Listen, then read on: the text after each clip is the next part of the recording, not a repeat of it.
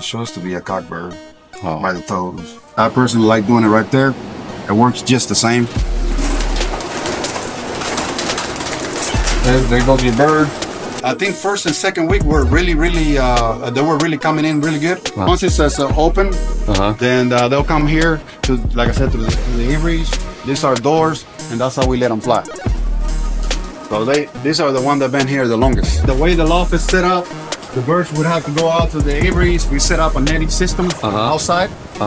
They come out to the netting system, and then they go and trap over the it was supposed to be the office. When you see starting to molt, that's good. That's a good sign.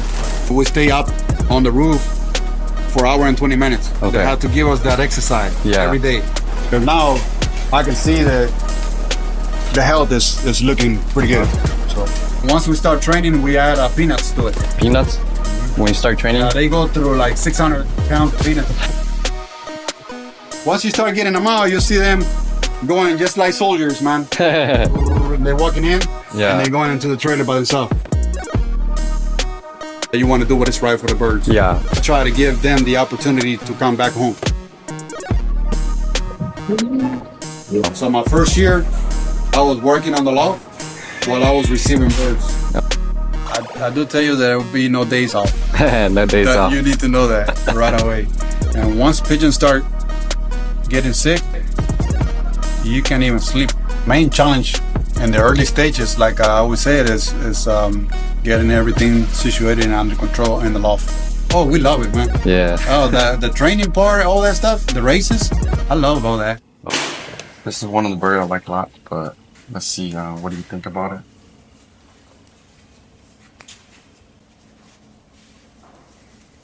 So for your course, what type of birds do better here?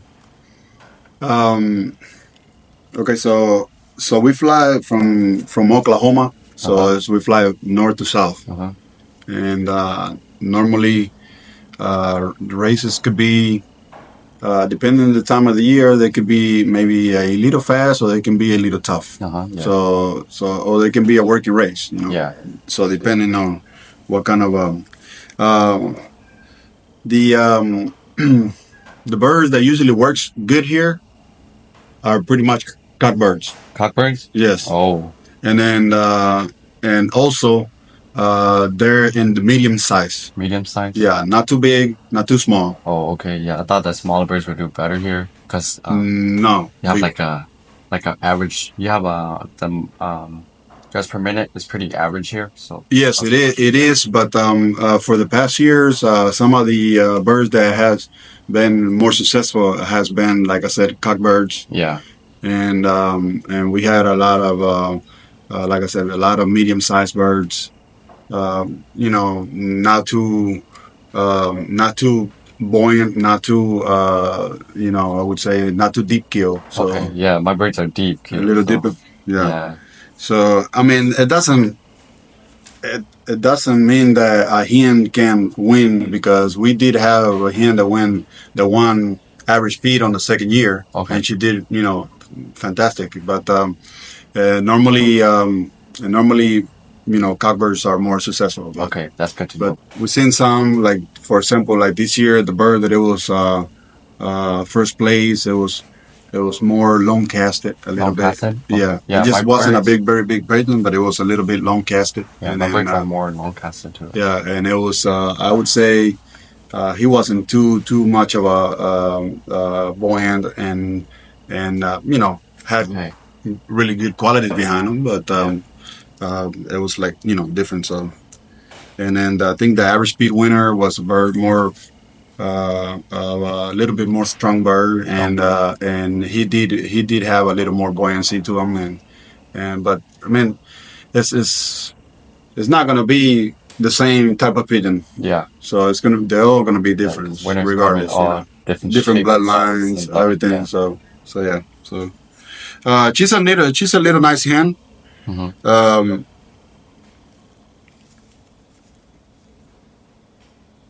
It's a little kind of small, but yeah. Yeah. Since you said that, maybe I might have to change the birds that I selected for you. Okay. Yeah. So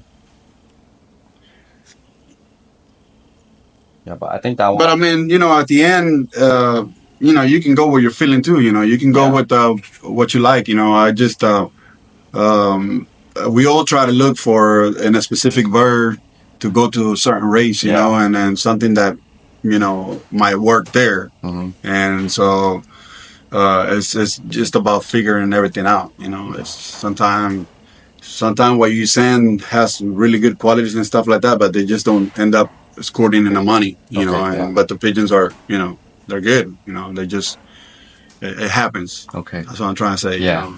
So. All right, that one will be staying here then. So you're gonna let it stay? Yeah, Okay. So what do you think overall of that bird? Not too bad?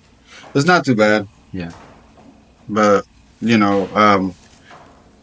I like a little more of a little more size to it. Yeah. So I mean, the birds is balanced, just like a little deeper.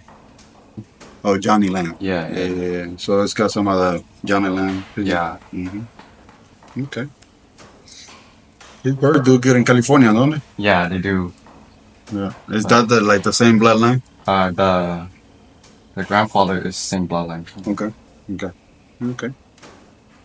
Yeah, it should develop into, I mean, birds are, when they get here, I mean, of course they're babies, right? So they'll develop, so a lot of people say, oh man, my bird grew, it got so big, but they develop, and that's why I also think too, they change over time. Yeah, they do. And then, we feed them good enough so they get everything. So the birds, they're still growing, it's not, a baby is not going to stop growing there, they're still growing. And then when they go through their body mold and everything, they change, everything changes completely, Yeah. And do you think that, like the vent bones and wings change too over time? Because I kind of notice it on some birds sometimes. The vent changes, the space between changes, it gets tighter. They get tighter, yeah. And the wing, like sometimes they might grow a little longer or wider too, right? Possibility, yeah. It's possible that like I said, the pigeons, the young birds develop, man. I mean, you can't really look too much of a young bird in the first 3 months of their life. After 3 months, birds they're growing and they're changing, and then like I said, once they go through their body mold and everything, then everything changes. Right off my foundation here. Okay. And Greek stuff. Okay. Yeah. So see, he's a much type of bird that like the ones I've seen. Yeah. Yeah. So that one would be a. And it's a cock too, but you think so? 100%. That one would be a half uncle to that bird. Okay. Because that one is the granddaughter to my foundation. Yeah.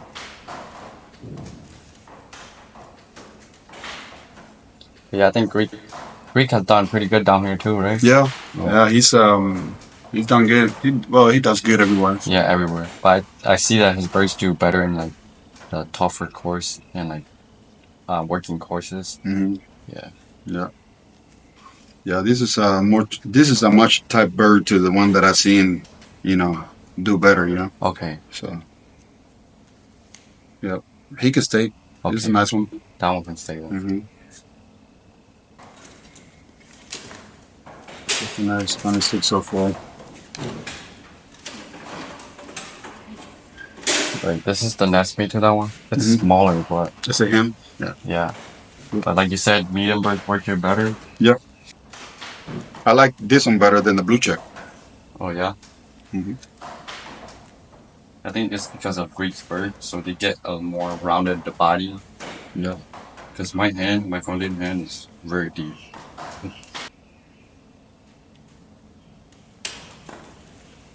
But the hens are from this to maybe a little bit bigger. That's not going to be much size to it. Check this. They're full siblings? Yeah, full sibling. Yeah.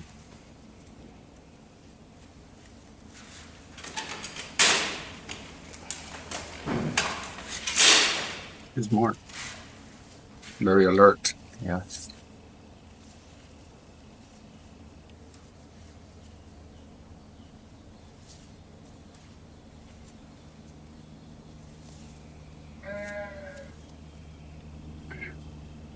Okay.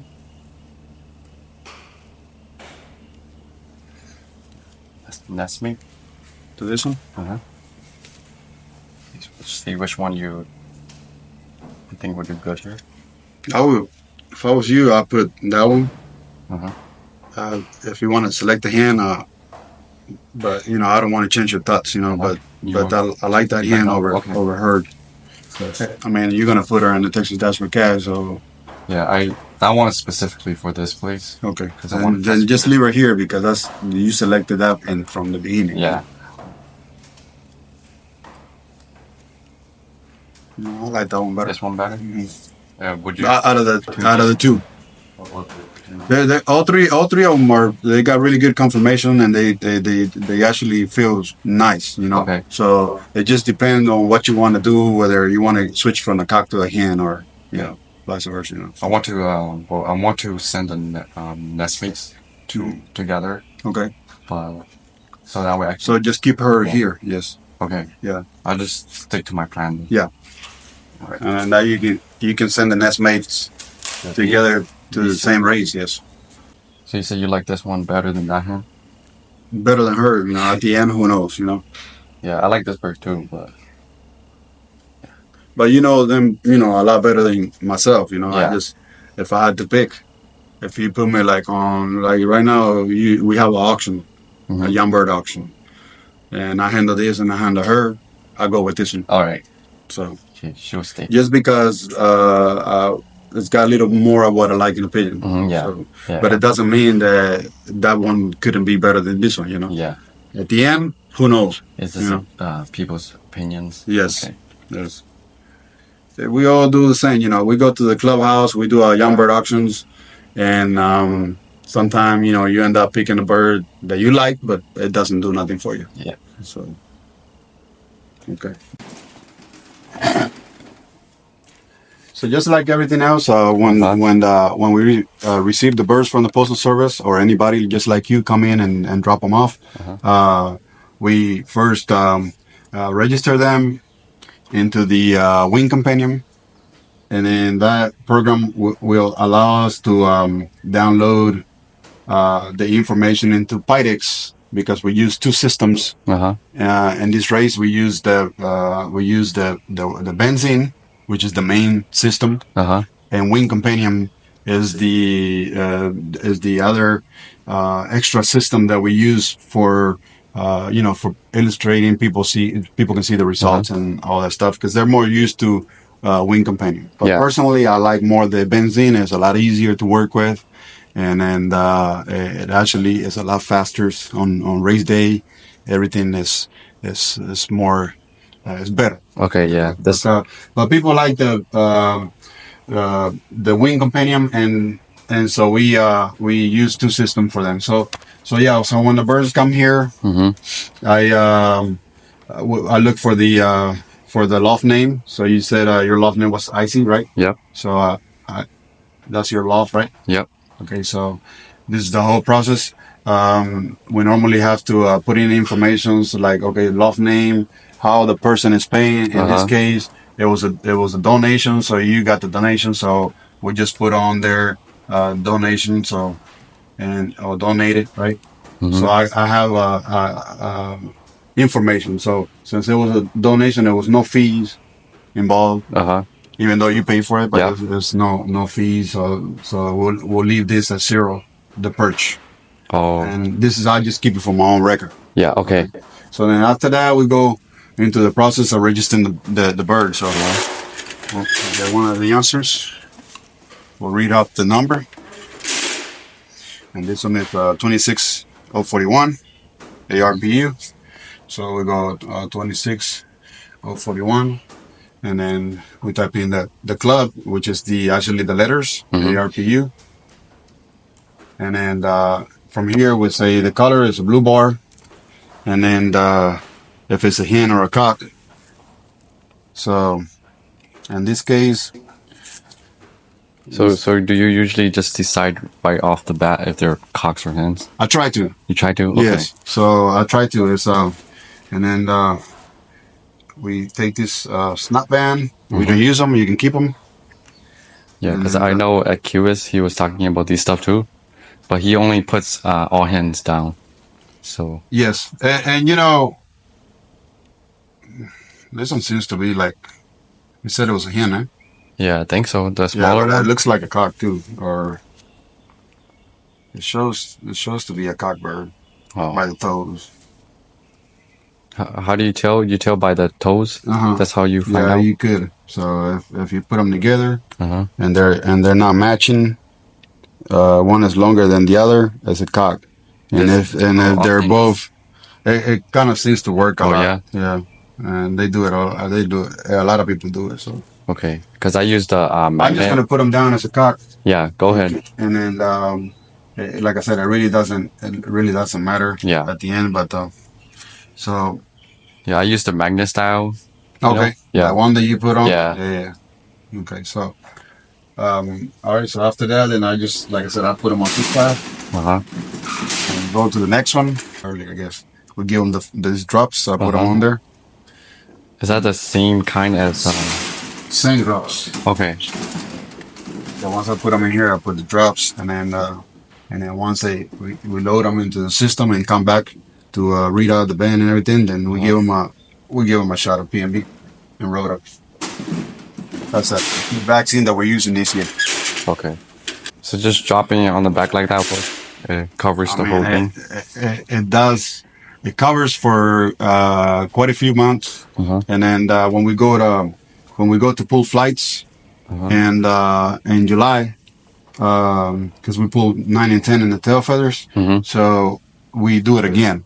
Do again? Okay. Yes, and we put drops again, and then they're good for the rest of the year. Okay. After that, you never see no lice, nothing like that. So with that drop, is it like repellent or to kill them? It is. It's a product. It's a product that comes out of Mexico, and they call it in Spanish they call it rojo, which is red. But yeah, it's a good product. I don't know. It just come from Mexico. I get it like this year, so I don't even have a tag.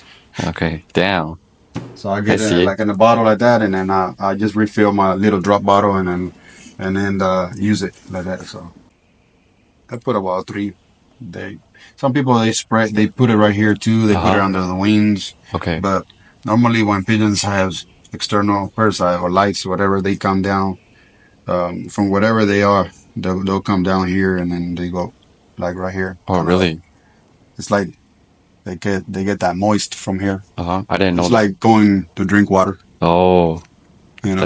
That's they just come and then they go here. So when they go through their neck and their back, they're gone. And then the thing about this product, I mean, if a pigeon has lice within 20, 30 minutes, you don't see nothing on them. Oh, damn. It's just. I'm gonna have to try that out. You see it on the white flights a lot, you know. Yeah. And then it kills. Sometimes, like when white flights they come in and they have a lot of it, it's okay to spray some under the wings too. Okay.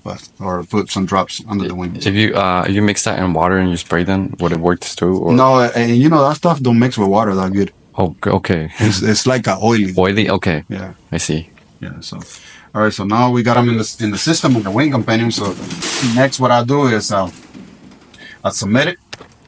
Okay, and then I go into the list, and then I send.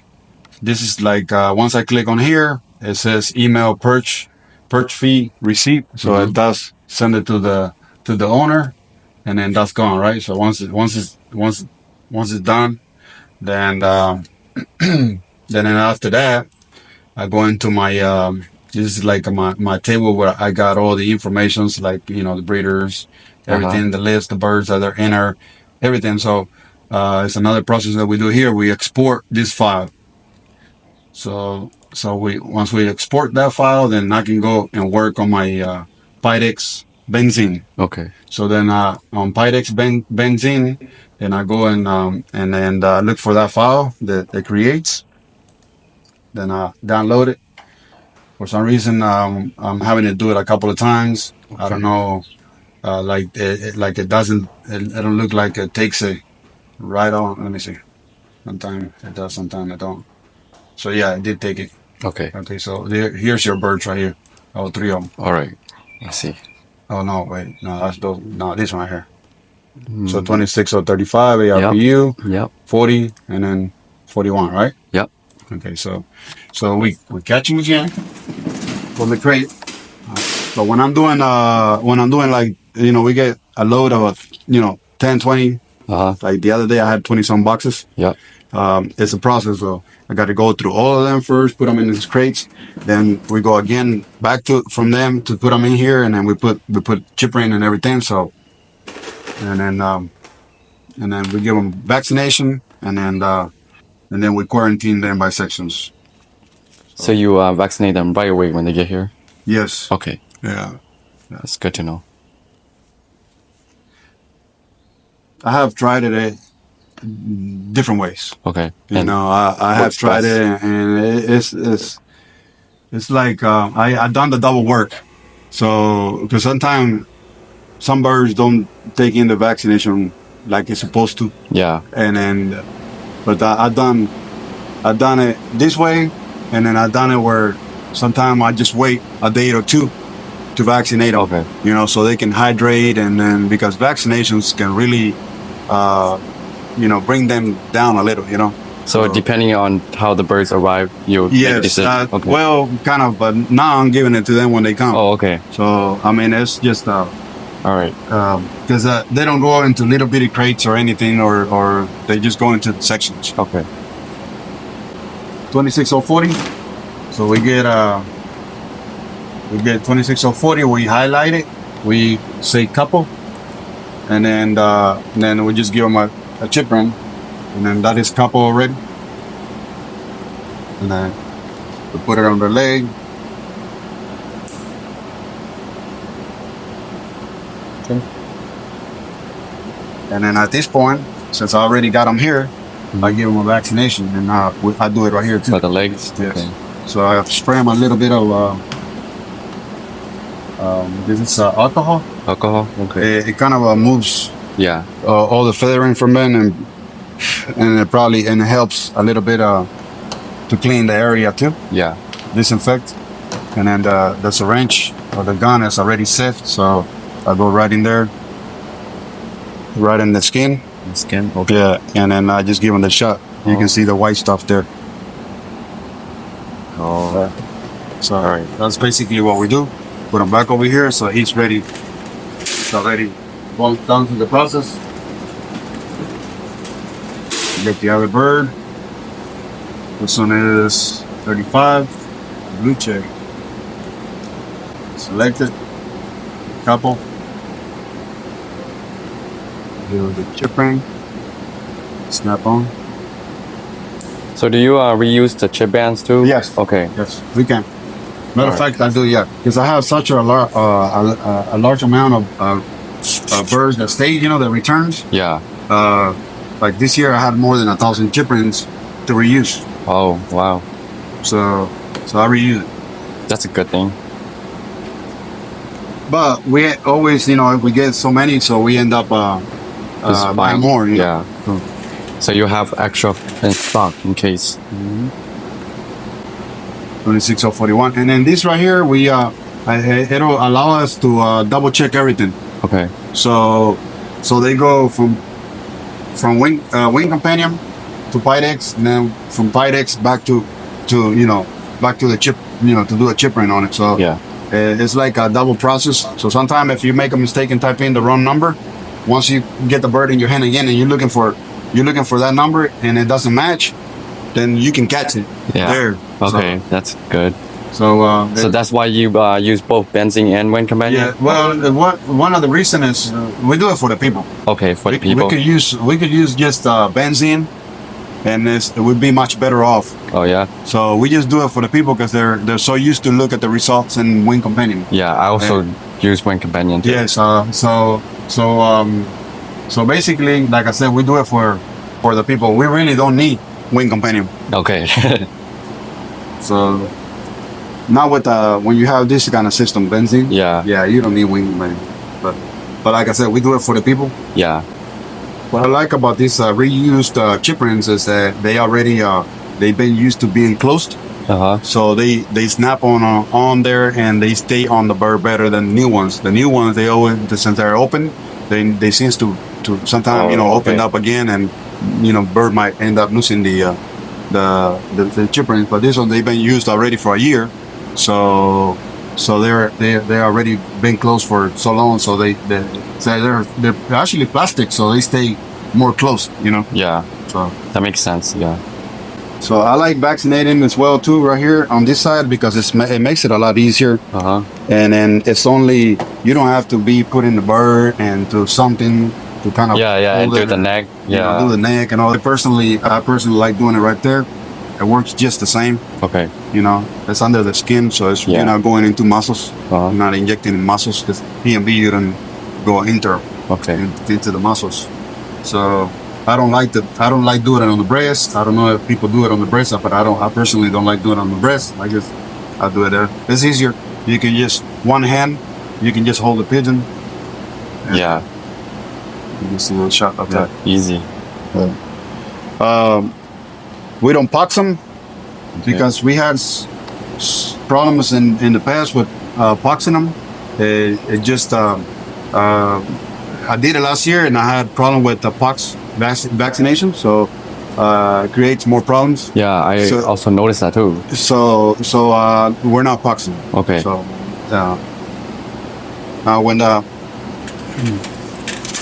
when it's all done, then when I'm done with them, then I'll take them to the loft. Okay. Can you explain what this building is for? This is the warehouse. Actually, what we keep as you can see, is air conditioning. We do a lot of the work here, processing the birds. Do have a little office in the one loft race, but it's hot over there, and then it's a lot better to process the birds here. The other thing that we do here, we keep the feed, and we keep feed here on stock for a couple of things. We do it for our own, the one loft race, and also we sell a little bit of feed. Okay. So normally I get in a truck full, 21 pallets or whatever, and then I bring them in here, and I keep them here so people can actually get it from me. So local flyers, stuff. I get people coming from Austin and from the other side of Houston. They come all the way here to buy feed. How much are the feeds? It depends. Like the race mix, they go from $37 to the breeder mix, where it's a little more expensive, around $40. Okay. That's the price they sell here in this area. It's hard to get feed here, but we're lucky enough to get these mixes that are really good quality of feed, and people love it. And birds seems to do really good on them. And then we have different mixes, so we got about 6 or 7 mixes, and these mixes are Cuevas BGR classic or Cuevas BGR race mixes, and we use the same feed. Same feed. Okay. Yes. And then we kind of created those feed mixes. So it's our own. Yeah, he was telling me, and he showed me some of them too. So yes. You use the same grid too? The grid comes from another place, and then it's an import grid, and we use this grid that we call, it's like an all-in-one grid. Yeah. Is it the same as Cuevas? Yes. Okay. I think he does use this one the same as well too. Yeah. It's, like I said, it's a really nice grid. The pigeon love it. So yeah, and it's got a little small seed in it, so like a candy. Yeah. And you can see some stuff on there, like the mung bean. See? How much do you guys sell this to? Yeah, I do. How much are they? Roughly about $40. $40? Yeah. Okay. During the race, is this facility open too for people? During the race, yes. We normally set up here tables and stuff for food and everything, so people come over. They sit everywhere, and of course at that time of the year, the temperatures are cool. Yeah. So some people like sitting outside and just watch the birds and everything. So yes, but it's open for in the wintertime. It's open for food and everything. So people come here and they gather and they sit here. We got a bunch of tables and we have all this stuff here. Yes. That's cool. And then do you have a bar in here too, like Cuevas? No, I don't have a bar, because the warehouse is more set up to when I did it, I set it up more for the feed. Storage. Yeah. Okay. And And no, I don't. But sometimes I have a like for the race, I have a lady that comes and she set up the bar, and then she does all like drinks and stuff like that, and then of course then we have drinks on the house as well too. That's cool. So we have beer for the people. We have they want to drink tequila, whatever they want. They want to drink margaritas, then we have it too. So okay. But we normally have somebody come and do the drinks. So when the shipping box get here, what do you do with them? Do you use them? These boxes, unfortunately, we can't. We could have storage here, but then we'll end up with a pile of boxes. Yeah. So you would have to take them apart, do all kinds of stuff. So what I do is either I give them away or they go into the burn pile. Okay. So I'll burn them. You'll use new boxes for the birds? I use brand new boxes every year. Okay. And it's a cost. We don't make no money off of it. Yeah. But everybody at least get their birds in brand new boxes. Yeah, that's good. So that's how we got to do it. So okay. I normally, like I said, I give them away when I get customers, or I get club members come over here and say you want a box, and then they take it. Like for example, I had one yesterday. They took a bunch of boxes, and then the other day, like somebody took like 20 some boxes. Oh damn! So, okay. It's actually really good boxes to be burning them, But if you don't, they don't hold up well. Then if you send me a brand new box and I end up sending you a box that is not in good quality, then I might hear a complaint from you. So I get away from all that. Yeah. So everybody gets new boxes. Okay. You have no other choice. All right. So when the birds get here, where do you put them? So after we've done the process of doing all the vaccination, the chip rings and everything, and we bring them into our sections, and we quarantine by section.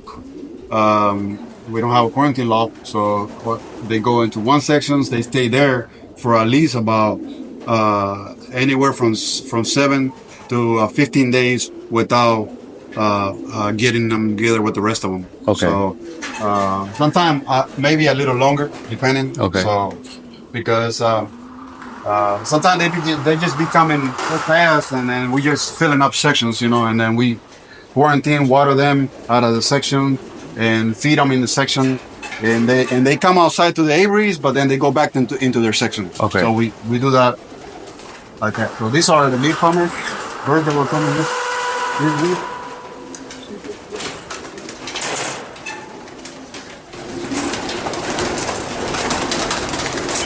There goes your bird. So. Yeah. And how do you split them into sections? Do you split them by per week, month? Per week, and then I do it per week, and then after that, then I'll start a treatment on them right away. Okay, so you don't split them depending on the amount of birds? Yeah. So 1 week I could probably fill up one section. Okay. Or sometime even two, depending on how fast they're coming in. And then once they get to like about 150 birds, then I close the section and I go into the next one. Okay. So you do it by week? Yeah, by week, yeah. And you have enough sections to do that too, so... We have 10 sections. Okay. Yeah. These are not raised birds or these are my own personal. They're just here until we finish the house. So once they get here, what do you treat them for? Right now, we are doing canker. Canker? Yeah, right away. It's been a little humid, and I've seen a couple of birds come down with canker after vaccination. Okay. So I said, you know what? I'm just gonna go with canker treatment and get them, get them cleaned up. How long do you do it for? About 5-7 days. So. Okay. So depending on how they are, you... Yes, and then if I see that, once I'll start giving them the treatment, I see everything that looks well, then we just move on into probiotic and give them some other stuff. Sometimes we just, we give them some respiratory as well too. Okay. Here in Southeast Texas is bad with the weather. and it usually gets birds. Some birds they can develop respiratory too. Okay. So what's the process once they get here? What do you use to treat them? How long do they stay on those stuff? Yeah, we'll treat them like I said. Once I see that the section is looking really good and nothing is going around in there, and I might start merging sections. You know, so like right now, we just came all the way over here just to keep these guys separated from all the birds over there. But we're gonna start like probably today. I'm gonna merge section 1 and 2, put them together, and then just let them, let them get all together because it seems like everything is under control. So when you talk about the section, are you talking about the birds that came a week or 2 weeks before? Yes. That? Okay. So normally those birds. So this is the birds from week 4. Week 4. Yeah. All right. So I got week 1 and 2 over there, and then I got week 3. Okay. Separated.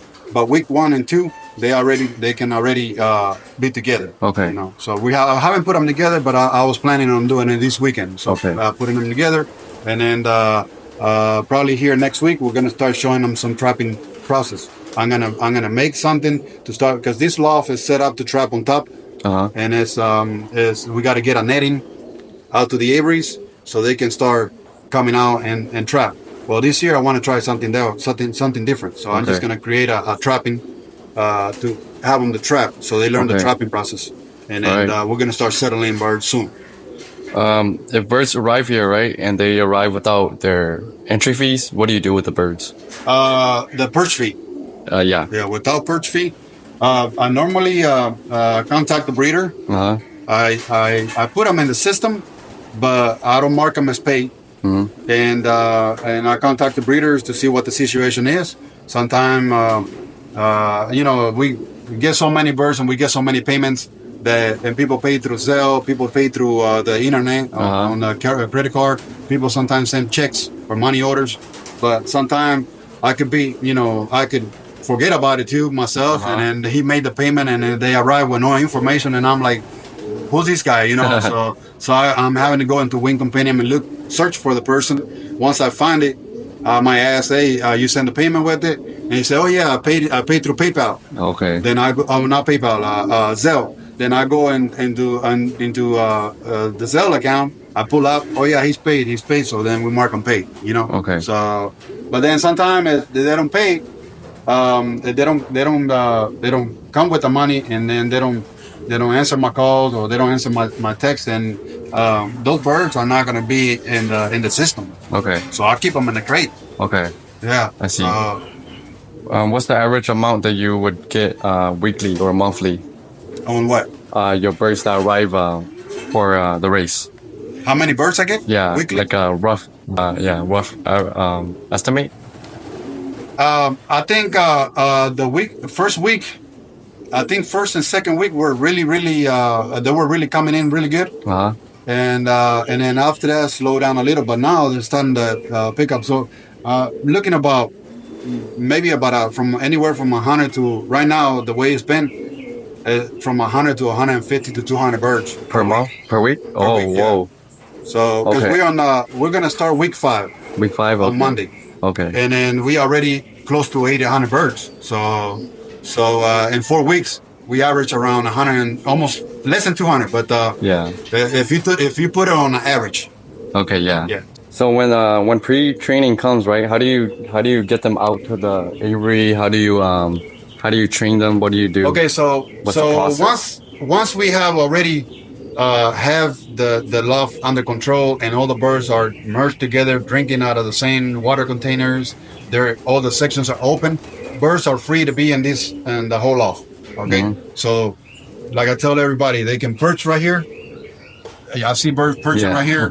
They perch up there, they perch wherever they feel like they wanna be perched. So they come out to the aviaries, or even if we already loft line, then we'll open the aviaries, they come out and then go and loft line. Can you show us the process? Once it says open, then they'll come here to, like I said, to the aviaries. These are doors, and that's how we let them fly. When you put the birds in each section, do you combine all of them at once, or like as each week, or do you like just I try to do. first and two I try out to first? do like week 1 and week 2, or definitely I try to like the first 2 groups. I try to merge them together. Then everything is good.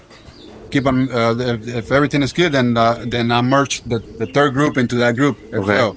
And then I'll be opening the sections and not the sections, but the areas, and then the sections will be open. Okay. And then they're free to go from section 1 to section 2 to section 3 to section 4.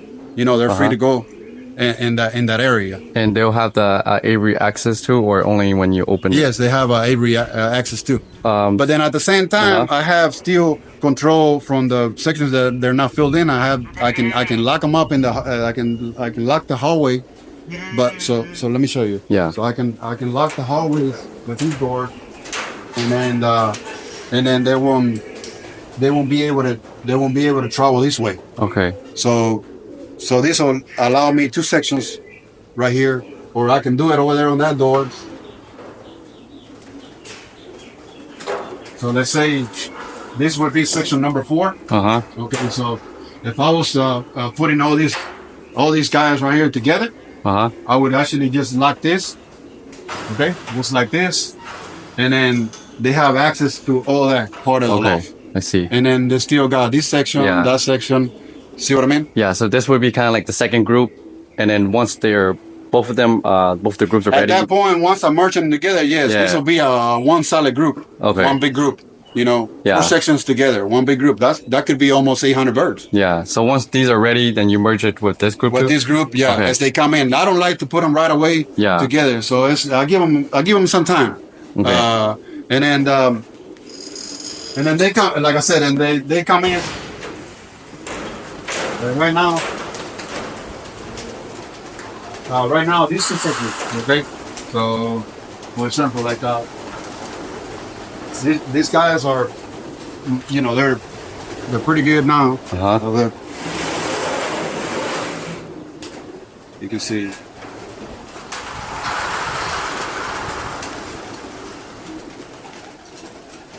So these are the ones that've been here the longest. The longest, the first arrivals. From the first arrival, the second arrivals, and then and so I feel that these 2 sections now they're ready to merge. Combine. Okay. Yeah. So once I do that, instead of getting 2 water containers, they get one. One in here. That door will be locked. That door. This door right here will be locked. Yes.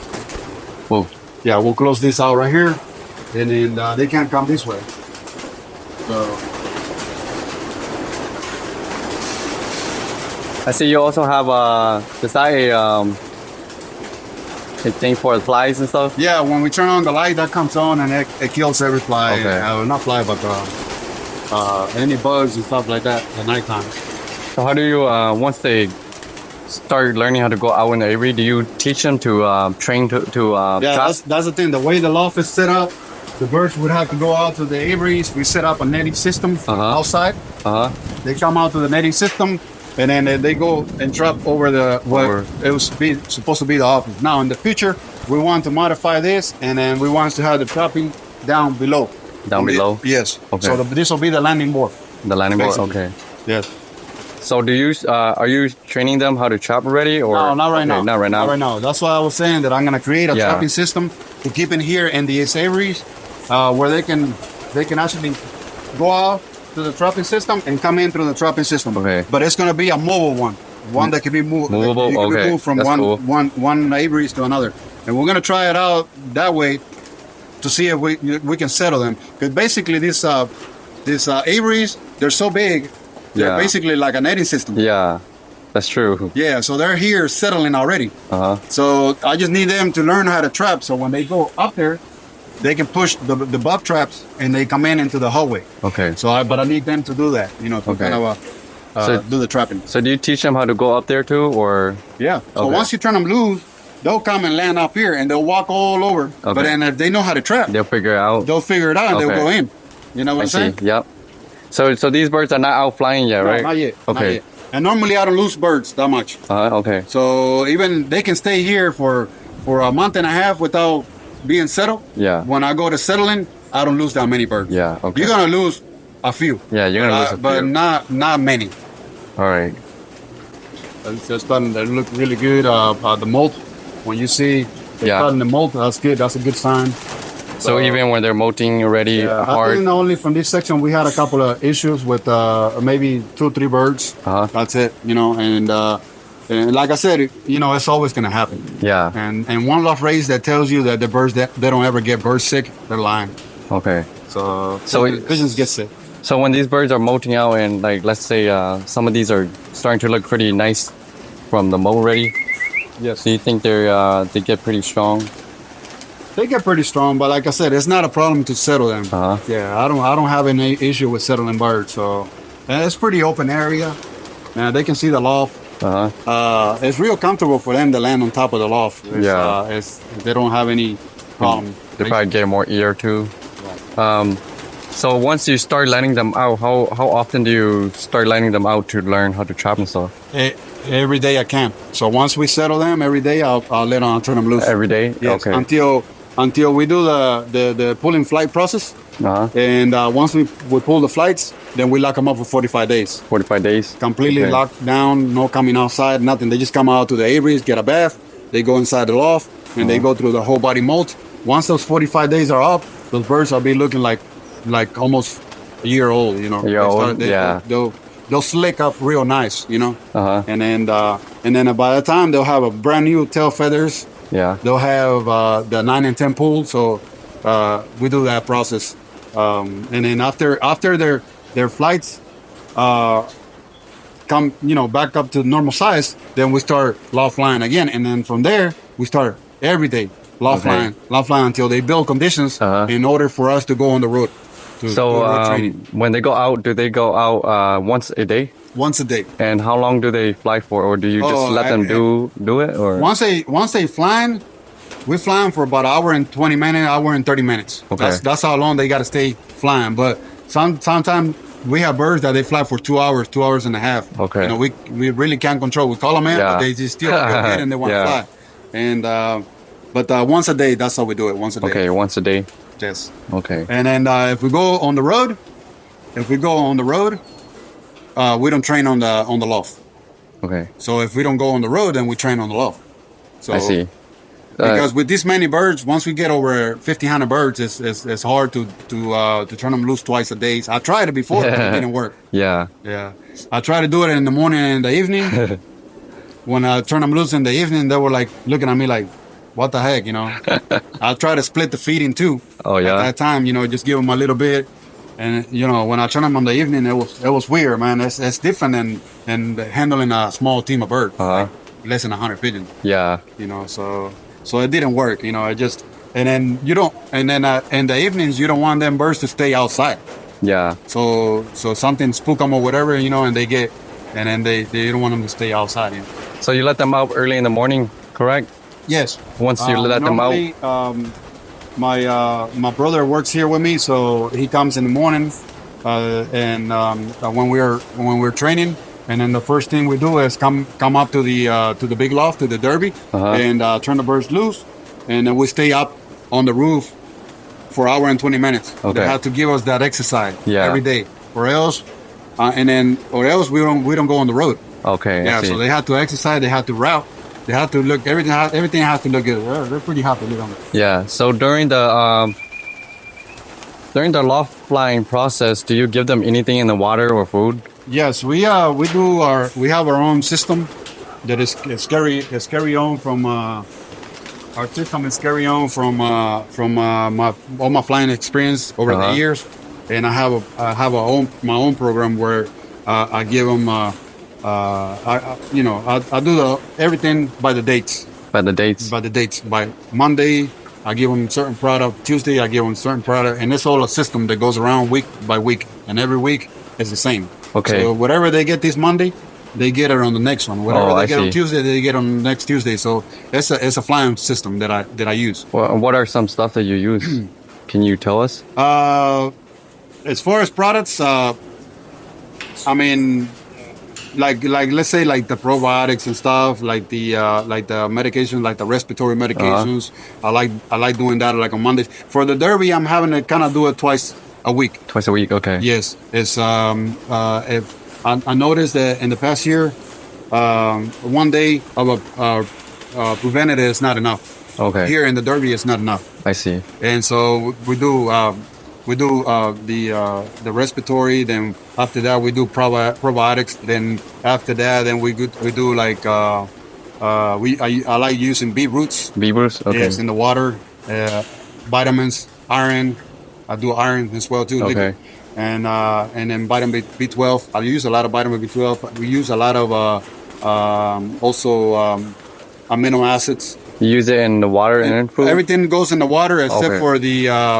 I got some Castle products that I use, which I really like a lot. And then he's one of our sponsor for the race. And I use the Castle products, and they go on the feed. Okay. And that's every week they get at least once a week they get the Castle products in the feed. Okay. And I use from the Versalag, I use Digesto that goes in the feed as well too. And then probiotics go in the feed and the water. Okay. Yeah. So we do it. Yeah. And then like I said, we spend every week we do the same thing. Same thing. Every week, same thing. Everything seems to work, and they stay in good shape, and they stay healthy and everything. So if you find some birds are sick, what do you do with them? Do you split them up? I separate them. I take them away from the loft, put them in. I got a small loft over there that I and if it's something that the bird is too sick or whatever, where I see it's not going to make it, then I call I let the owner know this bird is not going to make it. Okay. You know, so and it happens. Like I said, it happens to everybody. So it's a shame, but it does. You know? Okay. So.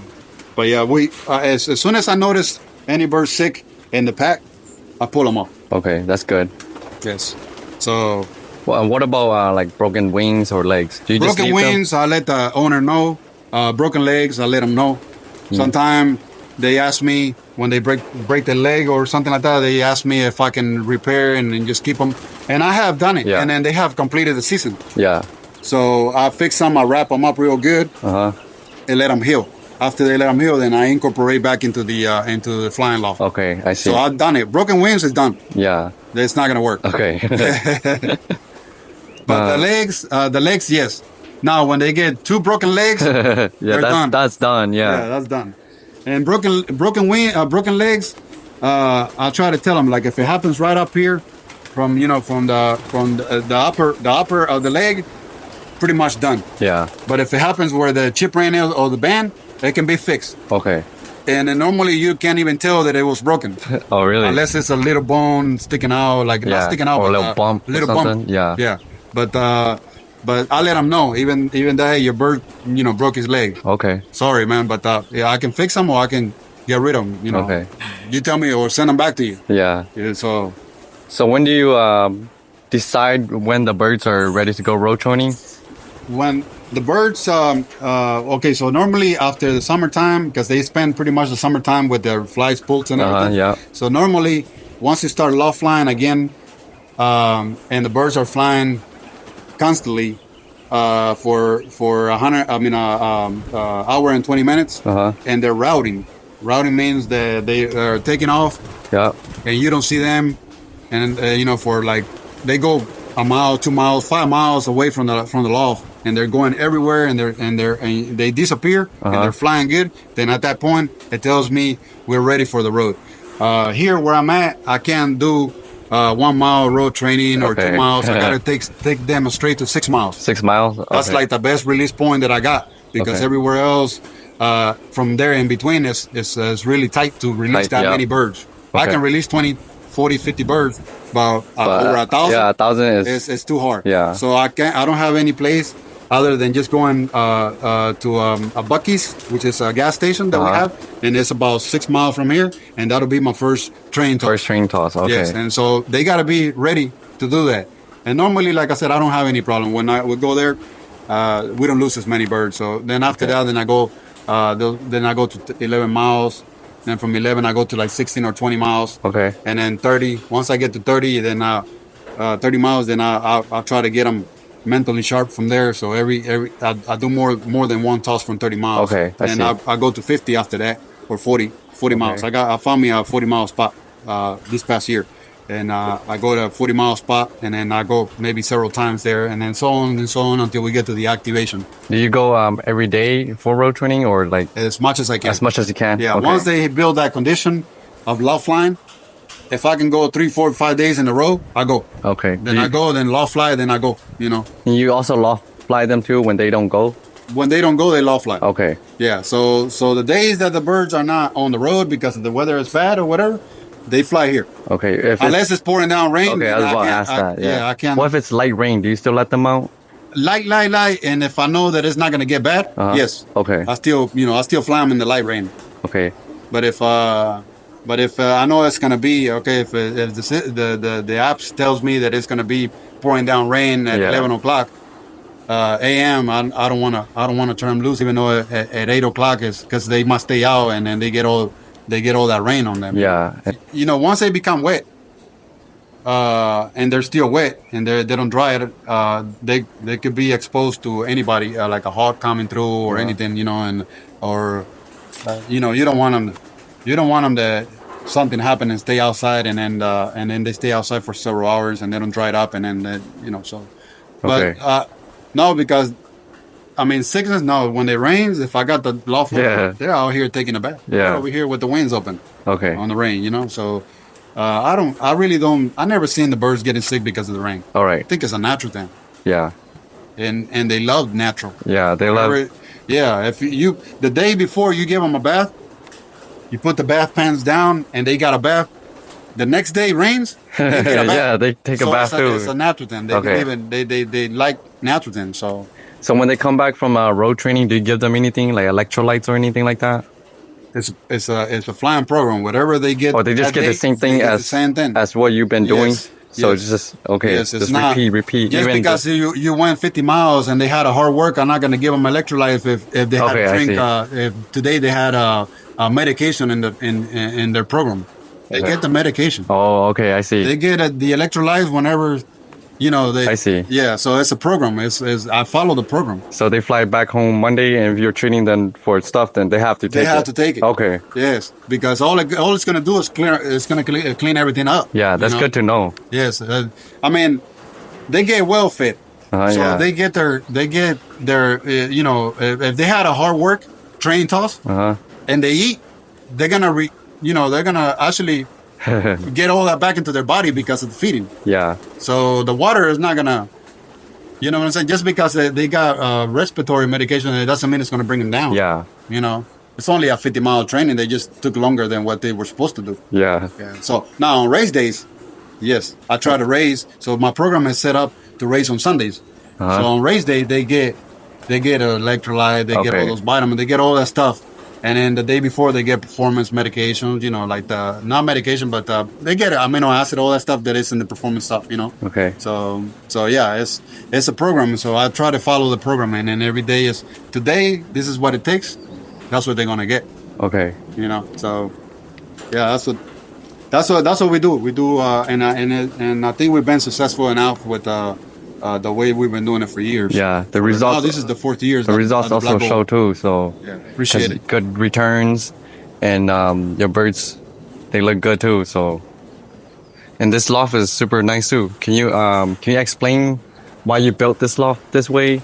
You know, originally when we built the loft, we, like I said, our mind has changed since then. Yeah. You know, but when we built the loft, I always wanted to be up high from the ground, Yeah. because I think it's more ventilation and it's better. Now I found out it's more ventilation, but it's also a little more than what I really Yeah. wanted. You know, so we got to do some things, but the wind, when it blows, it's never directly on the birds. Once I shut the doors, Yeah. then they're in there. They're not gonna feel the wind straight into them. Yeah. You know, but the air flows, and you're never gonna smell like pigeon shit in here or nothing Yeah. like that. It's always clean. Everybody that comes here, they smell. Oh man, it's smell good. It's clean. You know. Yeah. So even in the summertime when it's hot, So the reason we build it like this here, like I said, is for the ventilation.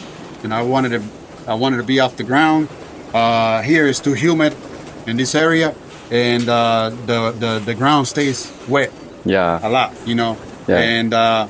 And I think it helps too with the environment of bird, like as far as like some like cankers, respiratory. It helps, but it doesn't mean that they're not going to get sick. You Yeah. get birds here from all over the United States, Canada, and Mexico. I mean, they're coming from everywhere. Yeah. And they still going to get sick. But once everything is under control, hardly you see any sickness. Okay. Other than maybe a pigeon might just get a little respiratory here, you know. And that's why I was telling you that I'm supposed to, instead of doing 1 day preventative, I'm having to do two. Two. Yeah. So when they poop, right? They poop down here. Does it pile up? Huh? Does it pile up? You can see down there, it hasn't down there. It hasn't been cleaned. You see how flat it is down there? Yeah. Okay. My sheep, The sheep. they come over here, and they go in there and they search for anything that they can eat down there. Yeah. And they stir everything around, and then they keep it flat. The shit don't pile up anymore. Oh yeah. Ever since yeah. I had all in sheep, you know. Yeah. And they eat everything. Whatever they drop, corn, whatever they drop down there, they go and eat it. You think chicken works too, or? Some people do it, but I mean, I didn't wanna put chickens down there, so Yeah. So it seems like it's working out with them too. So Okay. we're okay with that. Okay. Do you clear this out, or you just leave it?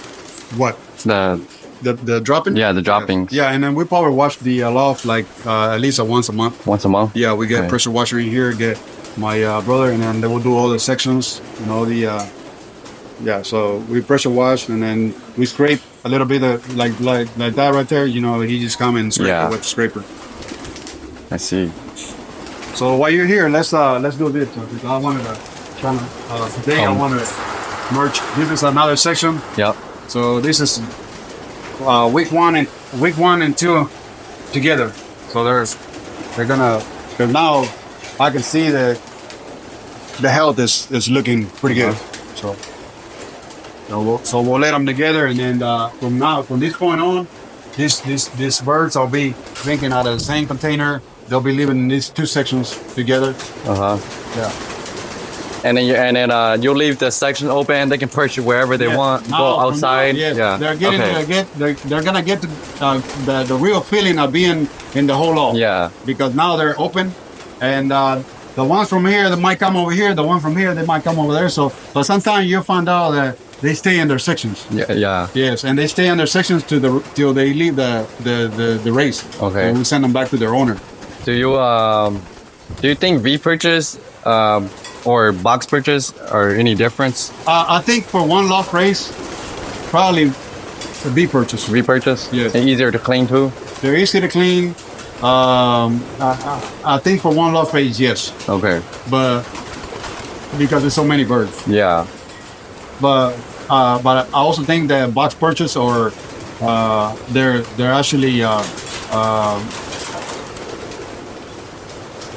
the birds can perch better. Perch better? Yeah. Okay. Probably. In I a would box say. perch? Mhm. Okay. Although this it's got the size of almost a box perch, and they perch Yeah. just fine. They don't, Yeah, these have the bigger platform for their Yes, them and to- they can sit just on it perfect. Yeah. So.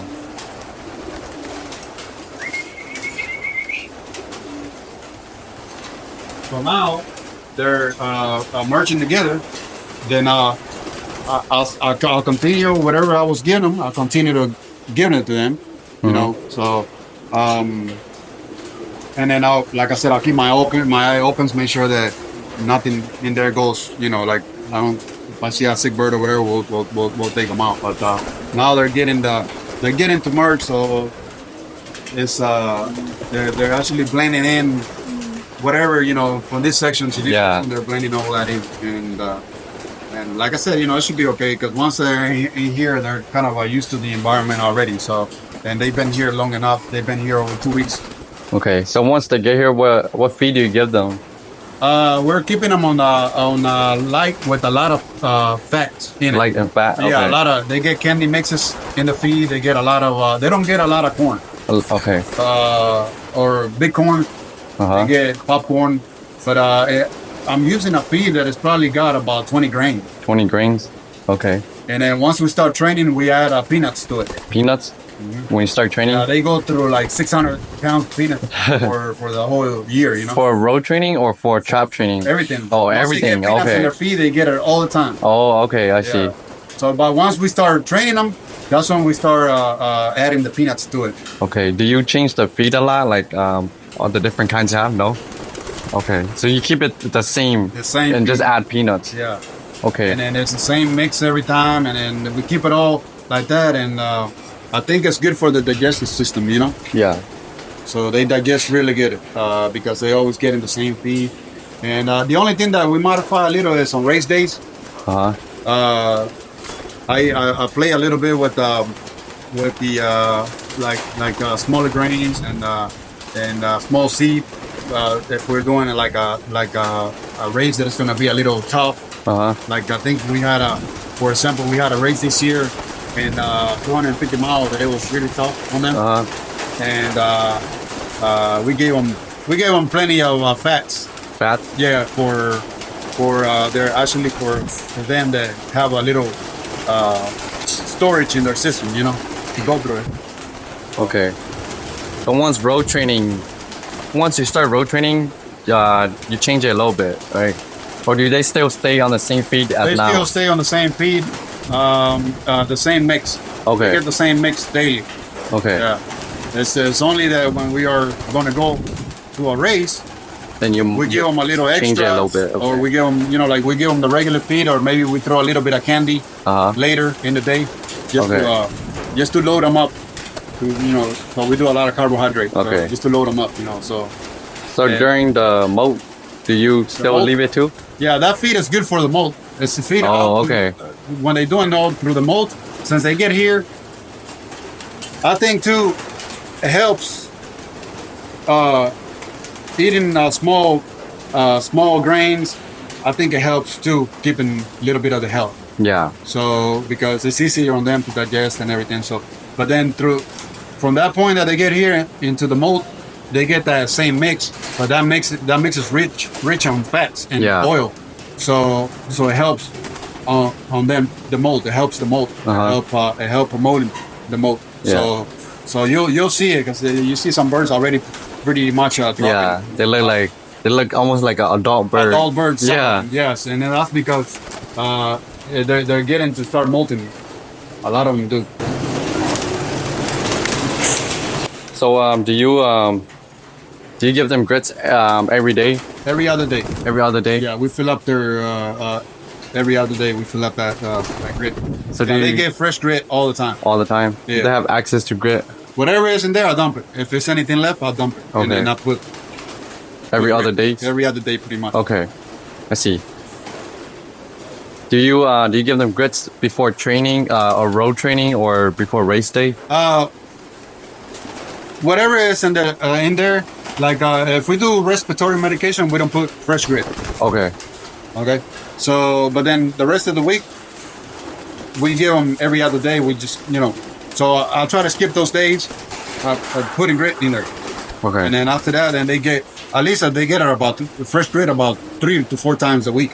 So you give it to them before road training and before race? Not before, but I mean, they get it after they come back from the road training. Okay, yeah. When we're feeding and stuff like that, we put down grit. Yes. Yeah, because I know some people, they don't like giving grits to their birds before a race, Hey, everybody's got their own little method, and so they still have access to the grit then. Yeah, okay. They have access to the grit. I don't remove it. I don't dump it. They still have access to it. All right, that's good to know. Yeah, any of my race birds, club racing birds, they don't get grit the first part of the week because that's when that's when I give them respiratory medication. That's the only thing that I use. I don't use cankers. I don't use all in 3-in-1. I don't use none of that stuff. And the water through once they're training, I don't do that. Okay, I see. But then after that, like on Tuesday, Wednesday, or even Thursday, they get fresh grit. Okay. Yeah, they're still just like I said, because we had a couple of birds that showed up a little bit of canker. Yeah. They're being treated with a little bit of canker right now. So I think we're on day 3, if I'm not mistaken, or Day 3? 4. Yeah. So Okay. so we'll do it for like about 7 days. Okay. And after that, do you give them probiotics? Probiotics, Okay. vitamins. They get all the good stuff in it. Yeah. Yeah, but I actually like how they're looking in this early stage. Yeah. They're, They're starting to look nice. yes.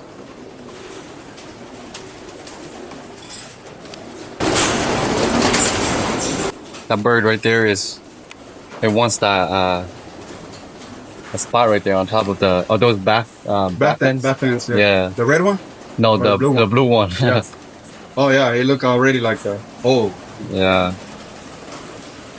Another thing that we're doing here is we extending the day. So right now they get daylight. I mean they get the lights turn on till like 11 o'clock at night. So kind of to promote the wind, you know. So they start molting the wings. You run a system for that too, light system? Or? Yeah, kind of like a light system type. Okay. You know? So we extend the day.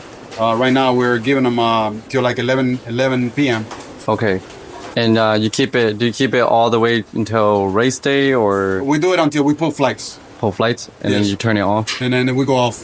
Okay. Then we dark. You dark again? Yeah. Okay. And then We race, dark as much as we can. You know. race day, then you leave it the same? No. Then after that, we don't mess with the lights anymore. Yeah, race day you just leave it. we just keep it natural on Natural, yeah. regular daylight. Yeah. Yep. Okay. Yeah, whatever yes, we don't. After that, and I don't turn the lights on anymore, or we used to keep it dark. We keep Okay. it just normal. Okay, that's good to know. Yeah. So So right here is your shipping. that's my ramp. Your wrap. Yes. So how do you work your birds to go in there? Do you train them any way to get in And we'll there? go outside so you can actually take a look at Okay. what we did outside for the actually for shipping nights. And then this is the ramp so the ramp to train and to load up into the trailer. So you open this, and like what I do is I park the trailer right there, Yeah. okay, and I keep this open, and I let them explore. Or you They let them come explore? in, they go into the trailer. Oh, they go into a trailer Yes, too? they go Oh, by okay. themselves into the trailer. They actually work their way, and then they'll once we push them in, then it takes maybe about 2 or 3 times to get them to do it. Where it's a little more rough to do it, but When then you're- after that, it's very easy. So- Like, we can load up over 1,000 birds in 10 minutes, 15 minutes, 20 minutes at the most. So when you start pushing them in there, is it once you start road training, or you just teach them? Right now, we'll start letting them go in there probably in the next maybe about a month or so Month or- before we pull okay. flights. Because also when we're gonna go pull flights, we're gonna run them through here Oh, into the okay, I see. into the shipping deal that we did over here, and the cage that we did, and that's how we're gonna pull the flights. We're gonna run them in there, and then we're gonna be working in there, so we don't Okay. have to catch them. And they'll get a little experience of going in there Yes, too. Okay, yes. I see. And then on shipping night, we do the same thing. We run them down, and then I got a cage that I made, and I close that, and then I got a cage, and then they go around, and they go into the shipping cage right here. So, And that's the ramp. That's the ramp. Is Yeah, that it goes up and down to each level Okay. of the trailer. Yes. Okay. Yeah, that you can go down there. Like that. We come out here, and then of course your trailer is going to be there, right? So we can pick this up. It's light, you know. It's aluminum. Yeah. So I see. yeah, and we pick it up and put it on the level. Put it on that level, and then we get them out of the section into the hallway, and then they just go right in there. It's real easy process. Yeah, and then you just do you bring them out into the hallway first, or do you go into each section, We close, go into the sections, and once you walk in there, they already know what to do. and do you close this section too? Yes. Or? Well, actually, we let them run on the hallway, and then we just walk them this way. Okay. Yeah, but it's funny though, because sometimes you see a bird take off from one of the perch, flying there, Oh, yeah? almost into the whole of the trailer. Damn. That's how. Once they get really sharp about it, they start doing it on their own. That's cool. Once you come out here, they're already walking down Yeah, that's into the cool. trailer. It's funny to see, but Yeah. once you start getting them out, you'll see them going just like soldiers, man. They're walking in Yeah. and they're going into the trailer by themselves. Okay. They're like, heck yeah, you know, I can do this for myself. You know, I don't need no help. I see. So you're gonna let them out in a couple weeks here? This group, I'm gonna start working with them. Like I said, next week we're gonna do a little bit of the trapping, getting them to do the trapping, and I'm gonna turn loose a few, not the whole group. Okay. Just to see what they do, what they experience. You know, so we're gonna start trapping them this week. So how do you decide when to start racing? Because I know like you might set a date, but then it might not be the perfect time, or do you wait until the birds are ready? You know, that's very weather depending. You know, we don't like to smash a race, so so we like to give them the opportunity to fly in the best conditions there is. I know a lot of people might say, well, you know, they need to fly when they need to fly when it's set up. Yeah. Yes. If you run a one Loft race, you'll notice that you want to do what is right for the birds. Yeah. And some people sometimes they just don't know what they're talking about. Yeah. That's the way it is. So I try to give them the opportunity to come back home. Yeah. So I don't like losing birds either. Yeah. That's me. So I take care. You know, I bust my ass the whole year. Yeah. To just mess it all up in one race. Yeah, you don't want to do that. No, and then I don't want you and the other person to not have a shot at it. Yeah. Because now I lost their birds. Yeah, and plus this is like this is a business and a service. You know, you're giving a service to people, so you want to do a good job for the people who are entering. Definitely. You always, and like I said, the birds, the pigeons in here always come first. Yeah. They come first.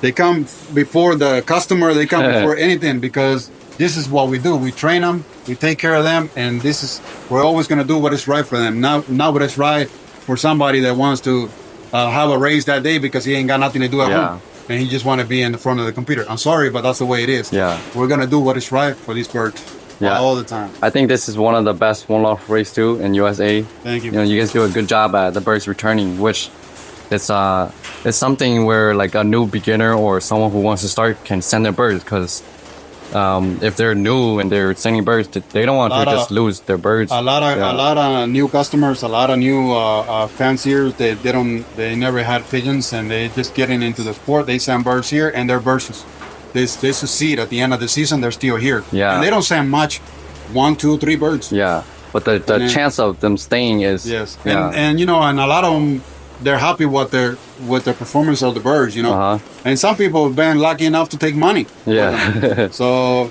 don't think because you put a small team doesn't mean that you're not going to win.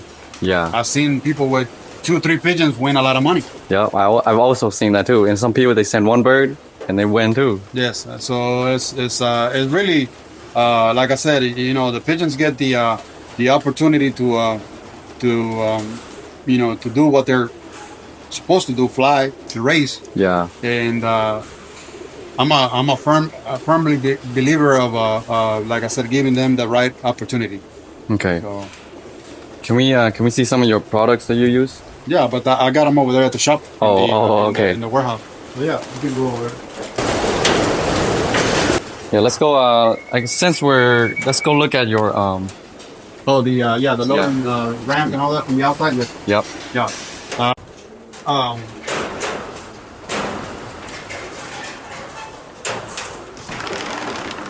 And this is your little office right here, right? It was supposed to be, but since we're gonna be doing some modification, I'm not using it. Okay. Yeah.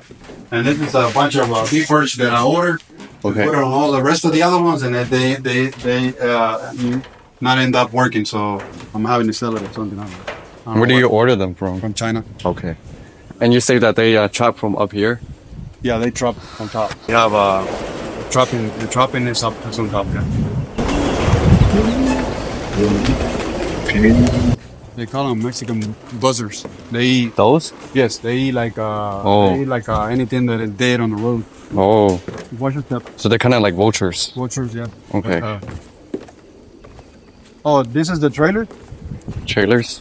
That's the trailer for the Black Gold, and then that's the other one is the trailer for the club racing, but they're identical. Okay, I see.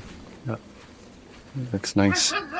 Yeah, and they're self-load trailers, and it's one big cage in there. They're actually, everything is open in there, so it's not a small cage or anything. You have grates for the flooring too? Yes, it's got spanded metal, and it's got trays, and we clean them, power wash them, and everything. So we take everything out, and easy to train, easy to load up the birds. Yeah. I mean, it's a winning situation with that. Yeah. You can't go wrong with it. So. Yeah.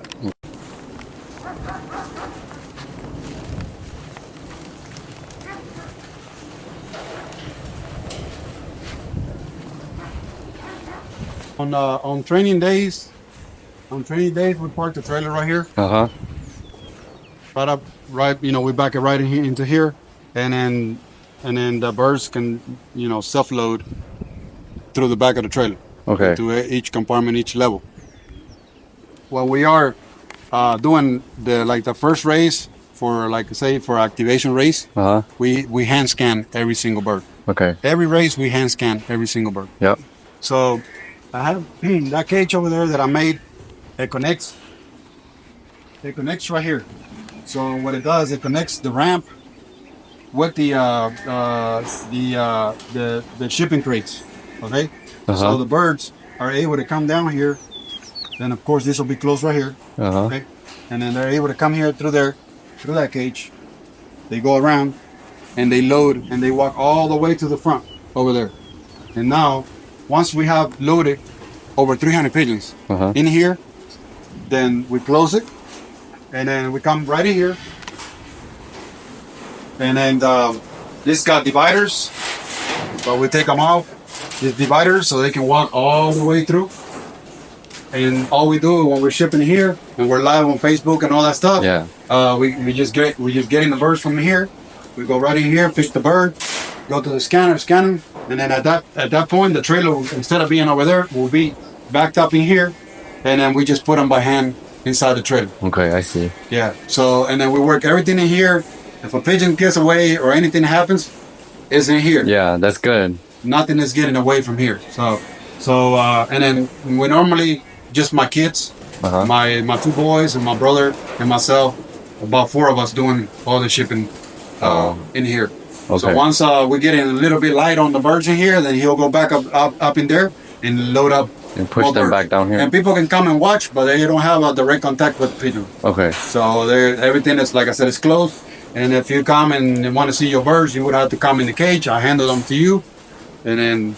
But we're probably not going to be doing too much of that anyway. Okay. So, but because it's a time consuming. Yeah, and it slows the process down. Yes. Okay. So this at nighttime, this will be light up, and like I said, it's a good facility for doing the hand scanning and doing a lot of process. Like let's say, for example, when we go to pull flights, we're going to do the same thing. So, in here. Yes, instead of loading up big crates and carrying them to over there or anything, they're just going to come down around, and then we just do the pulling the flights here, verifying. We scan them again, hand scan one more time to make sure that everything that I put in the computer is correct. Okay. Which most of the time we don't ever find a mistake. Yeah. But we might find a pigeon that a chip ring fell off. Okay. And that's what is very important about the hand scanning. Something could happen where a pigeon might hit like a wire or something, and the chip fell off, or the leg got caught up on something, and they just pulled the leg out of the chip just pulled off. Yeah. So at that point we're able to find if there's anything like that happens. Which this past year we only found one pigeon that had chip ring fell off. Okay. Only one pigeon through the whole series. That's good. And this system it makes it way easier for you guys too. Yeah. And it's actually it actually helps with the time. It actually minimizes a little bit of your your scanning time. Yeah. Yeah. So Because you only need one person to go push all the birds down here, and then there's already people down here getting birds. Here doing the scanning. Yeah, so the process keeps going instead of going. Yeah. So like I said, once we get in, like we'll push all the birds in, and then once we get into to like one cage, they all have divider, right? So once you get to one cage, there could be 40, 50 birds, then one person can just be bringing them down again, bringing them out of their whole group. Yeah. We'll load up again. Once he finishes, he come in here, and then we continue to scan. So it's nice. It works. It's nice, and like I said, it's main thing is nothing can get away, and that's what you want, you know. Yeah, this is nice. Appreciate it. You built this by yourself? Yeah, myself and my brother. We your brother. We built everything here. This. So the one-off race. Did you get someone to build it? I had a contractor come and do like the main part of it, like the building. Then after that, I took it from the floor, from all the expanded metal on the floor. I took it from there all the way into the section, and I did it by myself. Oh, damn. So my first year, I was working on the loft while I was receiving birds. Oh. So I'm having to stop, go to the post office, pick the birds, and then register them, and then continue to work. So I did that for quite a few months. I see. Damn. And then it was a little rough the first year, but we got it done. And then the very next year, we'll end up with 1,700 birds. Yeah. So how much do you think this loft costs? Do you have an estimate? Man, I really don't know, but what I can tell you is that at the time when I built the loft, things were still cheaper. Yeah. Like the metal was cheaper. Yeah, and wood too. Yes, but I don't have an exact number. Yeah. That tells me, I spent 100,000. I spent, but it was quite expensive, but because it was a big project. But then after that, I continue to add on and do things, so we continue to spend more money on it, and now we gotta do some more modifications because I don't like the way the roof is set up. Yeah, there's some things that can always be changed. Yeah, but I don't know. I guess I'm guessing, if you do it in nowadays the way everything is, I don't know. It probably costs you 150,000. I don't know, something. Okay, like more. I see. Yeah. Who knows? Yeah. But it's not cheap, Yep, so, definitely. Right. Thank you. Okay, so some of the products that we use, like I said, we have our Castle products. Yeah. I've used that before too. You used it before? Nice. Okay, so I use a lot of their products. I also use one of the things that I like using a lot from him is this product right here. It's the acidifier. Oh, acidifier. Yeah. Plus, if you put it in the water, right? In the water, yes. We use it a lot. Mm-hmm. We like it. You think it makes a difference? It helps a lot. Okay. And it also has probiotic in it. Yeah. So I like using this product a lot too, and it's good for their digestive system. Yeah, digesto. Okay. Yeah, we use that, and we use Vitaminerals. Always been a fan of the Vitaminerals from this is like pink powder. Natural, the pink powder. Yeah. Yes. Probiotics. I use the Probios. It's easy for me to get them from Dr. Supplies. I used Primalock before. Primalock. A good product too. Great product, Primalock as well too. The oils. I like this. They sell it for horses, but it's the same as the one they use in kicking chicken or whatever. Oh, really? It's the same product. Thing? It's the same product. It's just got a different. It's got a different name. Healthy Coat. It's for horses, but it's got a lot of omega 3 and 6 essentials and fatties and all kinds of stuff for horses. I use it, and then I combine with oregano oil. Okay, the Ropa bee feeding oil. The Ropa bee. Okay. Yeah, I used to kick and chicken oil too, but I didn't know that was. It's the same thing. If yeah. you read the kicking chicken is more expensive than this one. Oh, but really? if you read what it is, it's the same thing. Okay, I see. It's the same thing. So, yeah, these are most of the products that I use. Is this, and then For like respiratory, I use doxycycline a lot, powder.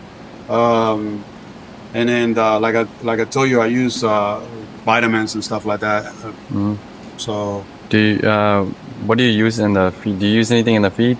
Do you put any vitamins, minerals on the feed? I use the calcium Just products that? on the feed, and then all that I Just put it in the those? feed. Okay. Probiotic, everything, all this goes in the feed. Oh, you put it in the feed instead of the water? Yeah, these don't go in the water. I put it on the feed. Okay, but these, you put it on the feed? And Okay. I put it in the Probiotic? feed. Okay.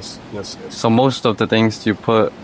Most of the thing that I put in the feed. Okay. Yeah.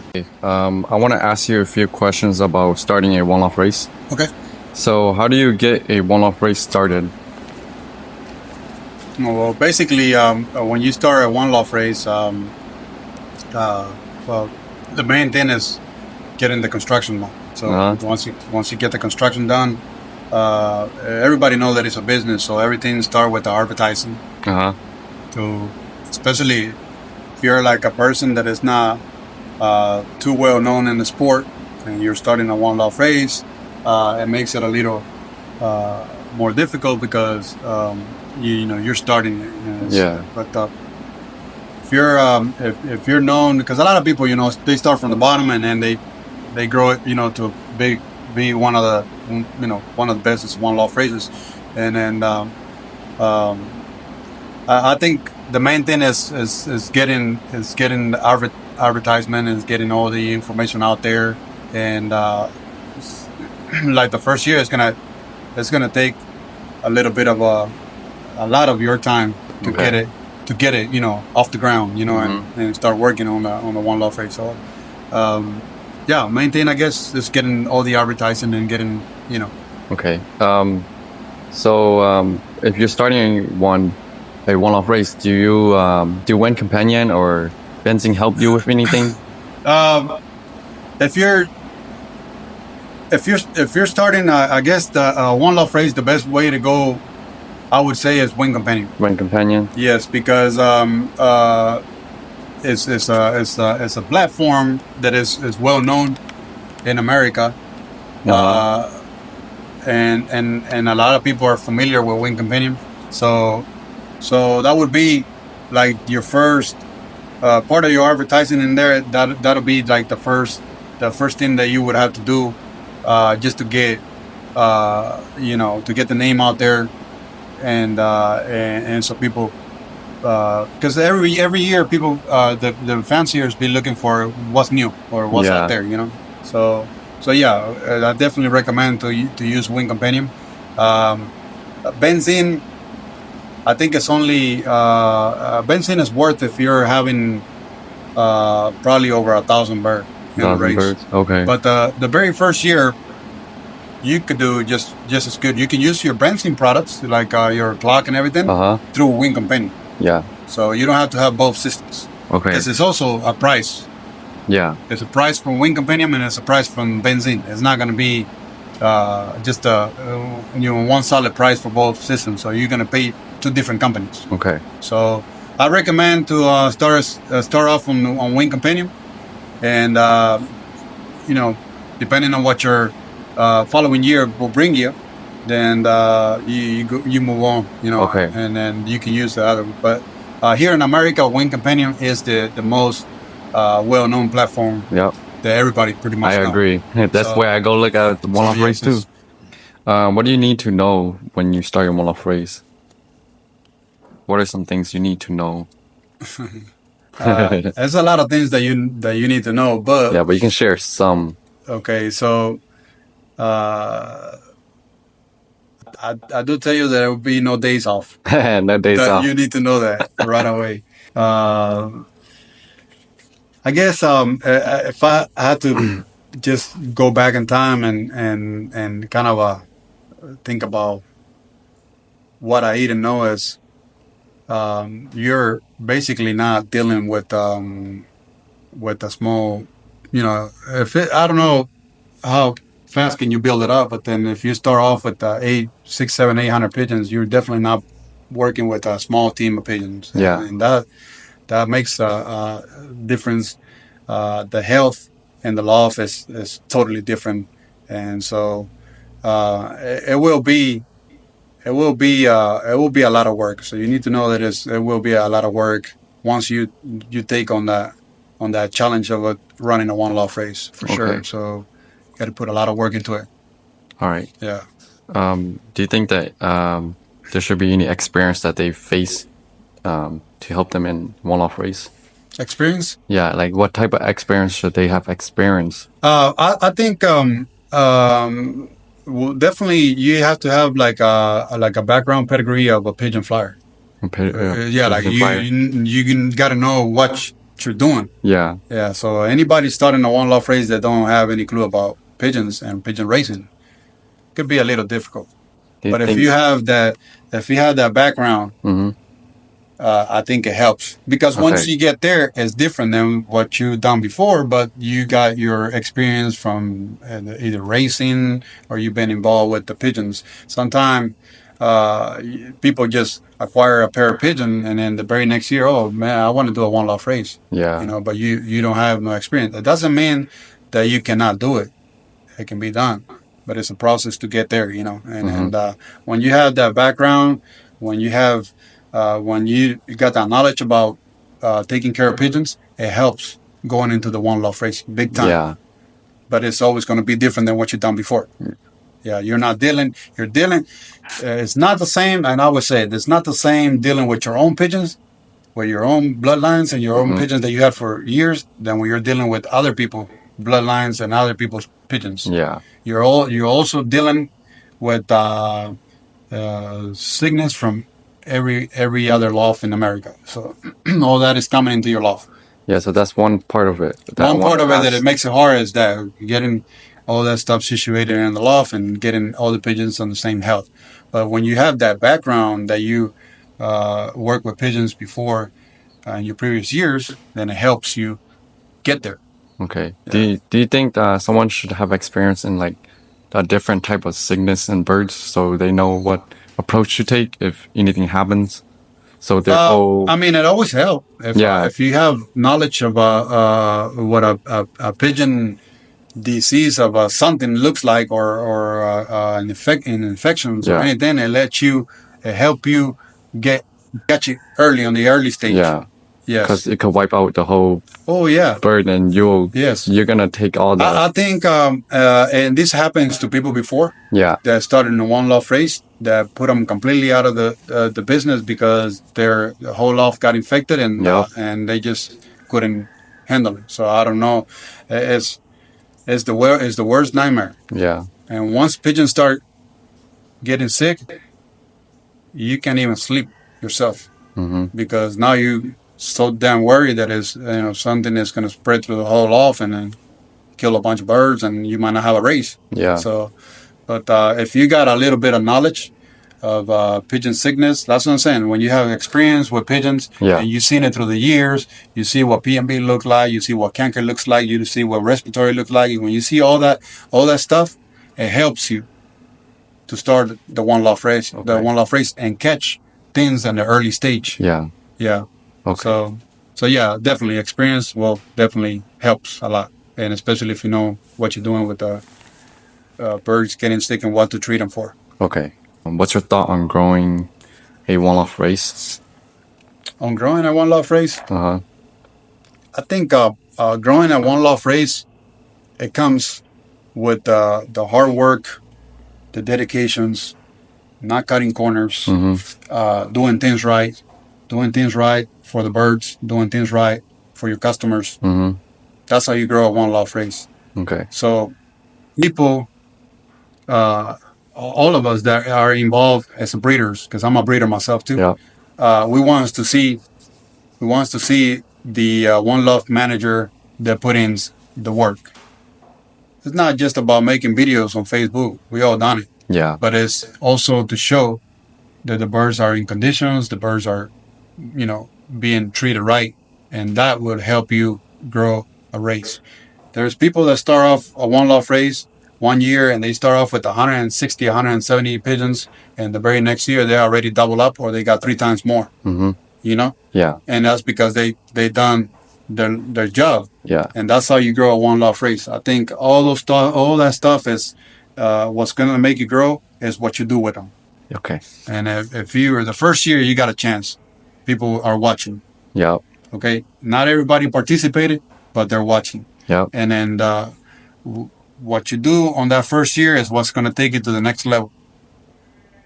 And what you do on the second level is what's going to take you to the third one, and so on and so on. And and then what you do from there every year is what's going to keep you in business. I agree with that a lot. Yeah. Yes. So basically, yes, that's the main idea behind growing a one loft race. It's basically doing things right. Yeah, be consistent Being and slowly consistent, growing. doing things Yeah. right. Yeah. Don't think because nobody's watching you, Yeah.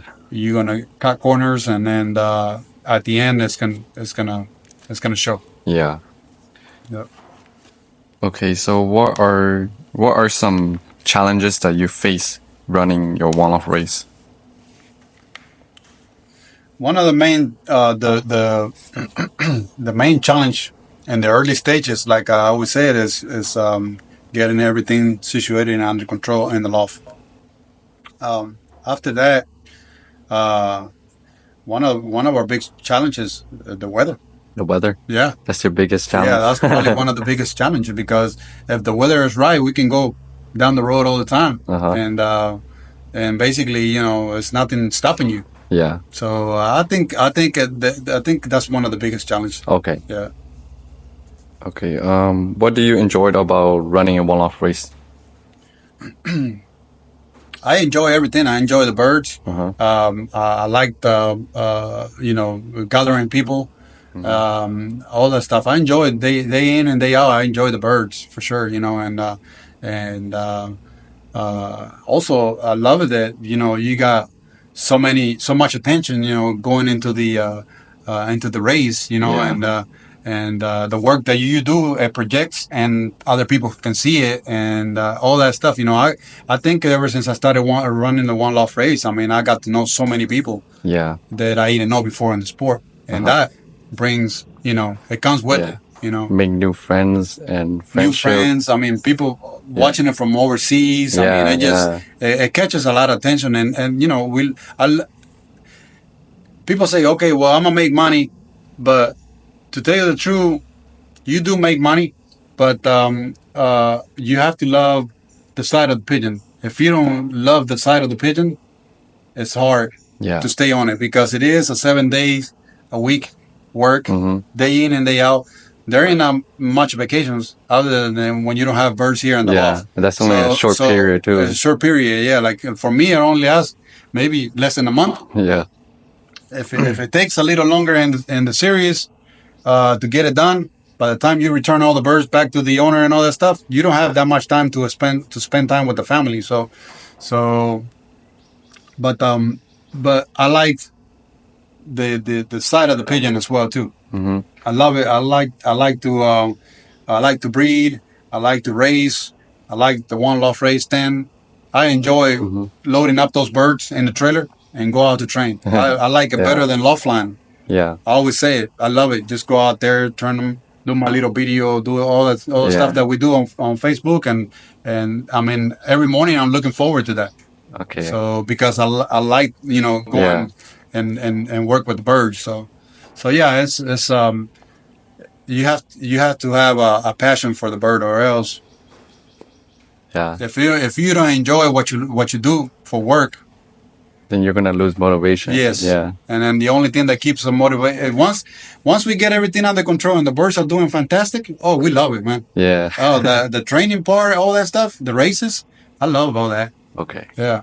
It's certain work that you got to do with it that might not be something that you would love, like, because I tell you, even though I enjoy or scanning the birds, it's a job.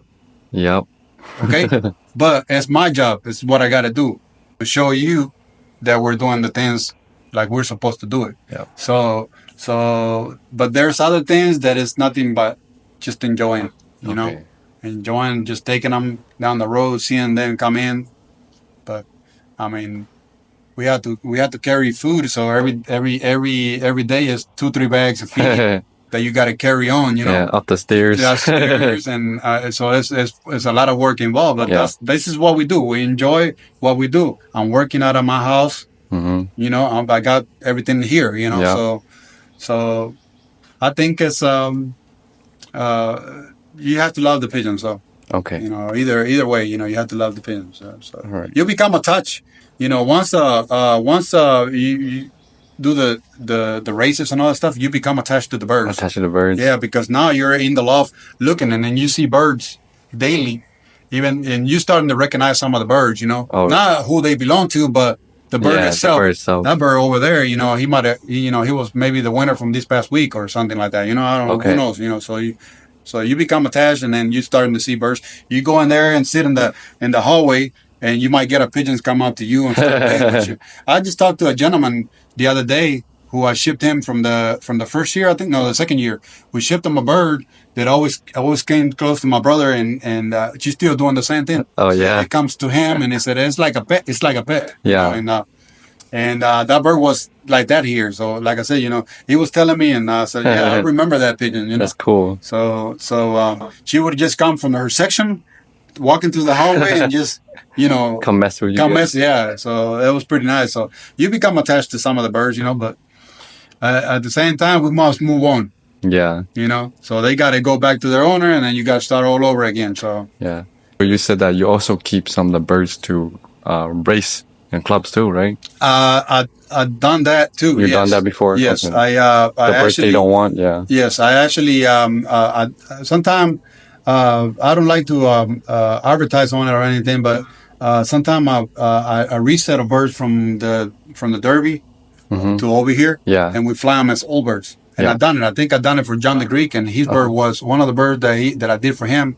For John the Greek, I think I ended up fourth ace pigeon in the association when we were flying with the association. Yeah. Now we got a bigger club, but it's fun, and sometimes pigeons get to be tested for the second time. Yeah, and they might not do good in one-off race, but. But listen, I got two birds that I'm flying, and old birds, and they already been to. They've been from 200 miles to 500 mile races. One of them flew in the California Classic, and it's got resettle. Oh, resettle here? Yes. And then the other one flew, and they're both brothers out of the same maidens. And the other one flew in the Cape Corals Classic down in Florida. That's not a one-off race, but it flew there, and it won money in the 250 miles. And that bird and her sister being flown, one in the East Coast and the other one in the West Coast, they're performing here, and they're actually getting into the point system in the club racing. And they already been to 500 mile races, and they coming back home here. So they must feel good about it, and they got a second chance, and now they're actually putting a little bit of performance. And also a couple of birds that flew in the Derby, they're doing pretty good as well too here, locally flying. Okay, yeah. So I give every of my birds that goes to the one-off race, and then they come back to me, I give them a chance to be in resettle and fly them as an old bird here. Some of them succeed, some are loose, and they're no doubt they didn't do nothing because they were, but then some of them pull through and they win for you, and they score for you. So, and I got some in there that they've been flying pretty good. Okay. And they were from one-off races. I see. So what is your goal in running your one-off race? I think definitely I like to grow the race, and that's one of my goals. And I want the black gold race to be in the category. It's some of the best race in America. I'm not saying the best one, but or the biggest. Yeah. But I just want the race to grow and to be. I just for my own pride and myself, I just want the race to be named as, or not named, but as known as one of the best races in America. That's my goal with that. That I want it to be. I think your one-off race is probably one of the best right now too. Appreciate it. So that's from the beginning. That's what I wanted the race to be. Like I said, not the biggest race, not the highest paid race or anything, but I just wanted the race to be known as one of the best handling race in America. So, do you have any future plans for your one-off race? We're hoping to grow the race a little bit more. A little bit more. Yeah, and that's probably the plans. Like I said, doing some modification, making a new look. New look. Yeah. Modifying a few things. Okay. Just to make it easier to work with, and like I said, future plans is going to be probably extending a little bit. So that's we're working on that. All right. Towards that, Yeah. Any advice for someone looking to start a one-off race?